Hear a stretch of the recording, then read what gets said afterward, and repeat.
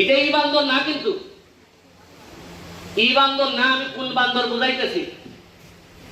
এই দুটোই ফাইট করার লাগতেছে আমরা, এবং আমি যতদিন আছি আমি ফাইট করে দিই।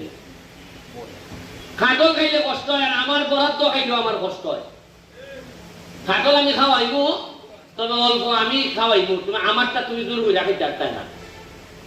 যাই হোক, আজকের এই বৃক্ষরোপণ অভিযান এবং বৃক্ষ মেলা, আপনারা জানেন কিনা যে মাননীয় প্রধানমন্ত্রী জননেত্রী শেখ হাসিনা ক্ষমতায় আসার পর প্রথম যে সবচেয়ে ভদ্রলোক, সবচেয়ে যোগ্যতা সম্পন্ন যে লোকটারে উনি নেতৃত্ব দিয়েছেন এই পরিবেশের, উনি হচ্ছেন গিয়ে পরিবেশ, মাননীয় পরিবেশ মন্ত্রী সাবের হোসেন চৌধুরীকে। আমার দেখা মতে সংসদে সবচেয়ে কোয়ালিফাইড, সবচেয়ে ভদ্রলোক কোন লোক যদি থাকে এই সাবের হোসেন চৌধুরী। উনি আমাদের নিজে বলছেন